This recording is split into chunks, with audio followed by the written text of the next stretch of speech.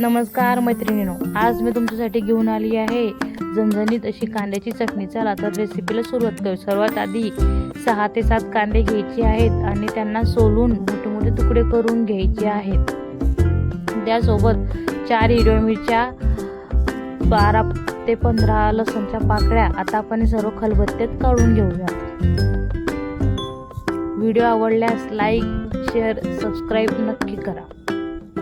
आता आपण त्यात चवीनुसार जिरं, थोडं तिखट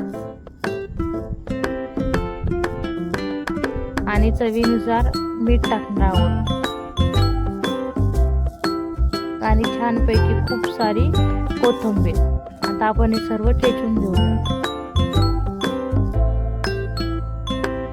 आता तोपर्यंत आपण पॅन मध्ये तेल गरम करून चटणीमध्ये टाकूया. तेल छान असं उकळलेलं पाहिजे. बघा, आपली चटणी तयार आहे. जर तोंडाची चव गेली असेल तरी ही चटणी तुम्ही एकदा नक्की ट्राय करू.